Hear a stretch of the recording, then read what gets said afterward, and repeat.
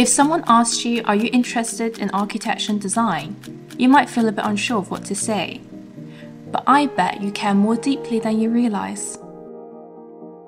So over the course of this video, I'm going to share 3 statements that prove you care deeply about architecture and our built environment. You wanted to be an architect when you were a child. Many of us, perhaps without realizing it, have harbored an interest in architecture from a very young age. On sunny days at the beach, who among us hasn't dedicated hours to constructing elaborate sandcastles? They were our first forays into design, complete with towers and moats. Video games like SimCity and The Sims offered us a digital canvas to design entire communities, build houses. They introduced us to the idea of urban planning, resource management. And who as a child has not imagined building the perfect treehouse or cozy blanket fort? This was our initial exploration into creating our own personal spaces that offered security and comfort. So you see, as it turns out, growing up, we all felt this urge to design, imagine, manipulate spaces. Every castle in the sand, every digital home, and every blanket fort was a lesson in making and appreciating spaces. So even if you're not sure about it now, growing up, you definitely played the role of an architect. You intuitively know what good buildings look like. Imagine you walk up to a junction. Facing you are 2 different streets. The first one is a street with cobbled pavements, street cafes, pedestrian activities, lots of trees. The second street is a very busy road, full of cars, concrete, messy looking buildings, a lot of street furniture that doesn't quite look cohesive together. Just judging from this example, you instinctively know already which environment you prefer and which you don't. Now let's try with another example. In your job, you can pick from 2 different office locations to work from. What do you think? Imagine that these 2 offices have all the same amenities, so the same restaurant, same cafes nearby. It's clear that you still have a preference and you know which one you prefer to work from. And now let's think about your neighborhood. Imagine these 2 houses on the same street in your neighborhood. Without thinking too hard about it, I think you already know which one you prefer to call your home and raise your family in. So what's going on here? Why am I showing you these examples? Through these everyday experiences, you're making judgments about the streets you walk down, the buildings you come across, and the home that you stay in all the time. Even if you don't have the theoretical framework or the fancy architectural terms to articulate why, you instinctively know what buildings are good and which ones are not. It's why some places draw you in and some places push you away. This is why you like the interior of one restaurant because of how it makes you feel, and you get the vibe of another restaurant with the same ratings down the street. You're more tuned into architecture than you think, using your natural instincts to judge the spaces around you.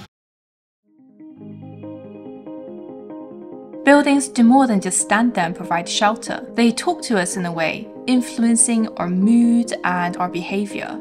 A building can make us feel small or inspired, isolated or connected. Buildings communicate with us in a powerful non-verbal way, shaping how we should feel and how we should behave. And this language is something that everyone can understand.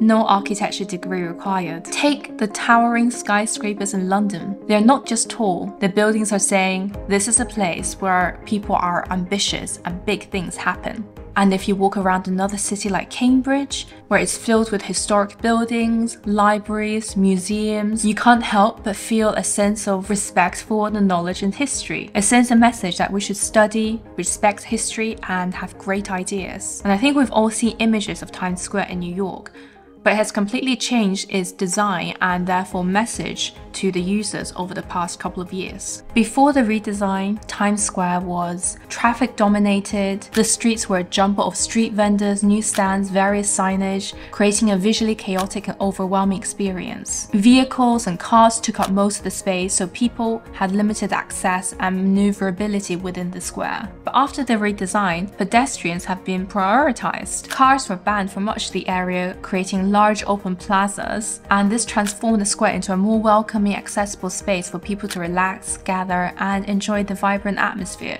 There's more seating, improved landscaping, and also wider pavements, or sidewalks as Americans would like to say. So the message from the architecture and urban design of this space has changed from keep moving, get out of the way, to stay, enjoy, welcome to our city, have some fun.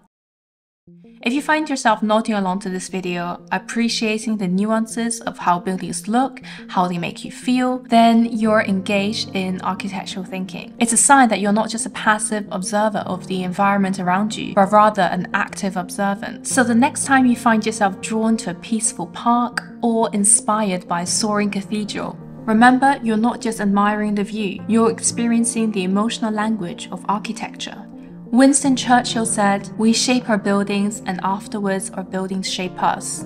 When choosing where to spend your time, prioritize spaces that make you feel good. So keep exploring, keep engaging, and participate in the emotional language of architecture around you. And I hope that you'll be thoughtful and build something amazing, even if it's just a temporary sandcastle.